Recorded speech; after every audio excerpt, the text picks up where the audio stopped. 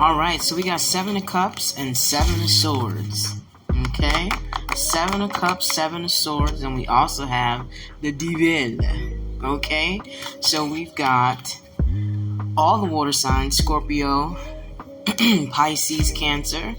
We've got all the air signs, Libra, Gemini, Aquarius, and of course we've got the Grand and young Capricorn. Okay? Because these particular events occurred, you could add someone being very deceptive towards you in whatever kinds of ways. There's a million ways to count. Why ask why? And the same thing with 7 of Cups, okay? And they tried to keep you in a state of illusion, if you will, so that you couldn't see them coming with those knives, okay? Alright, this was all the grand scheme of things, okay? 5 of Wands.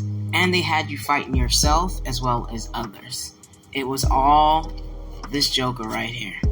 Okay, whether man or female, alright? Alright. If I were to guess, it was a water sign or you were one, okay? Very immature about what they wanted in and out of love and in relationships, as it concerns itself, okay? And when you started to figure out and started to wake up and realize that, you can't go left or right, you gotta go straight type of situation. When you started to do that and remember who you were, okay, that's when you start to come into balance. Alright, Temperance, Sagittarius energy, 2 of Swords, we got Libra energy. And speaking of Libra, that's when your justice came. Okay, that's when your justice came. When you realized someone was playing in your face. And it's like you felt it, but you needed proof. But really, you didn't. You just needed to go in and do the inner work, which would have allowed you to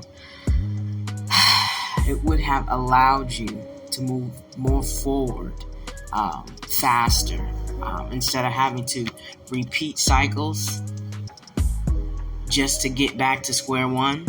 But once you got back to square one, you got your just dues, okay? But you had to get your foundation straight.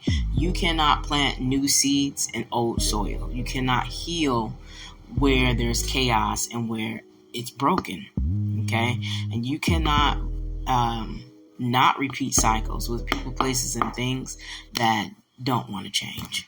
Ashe.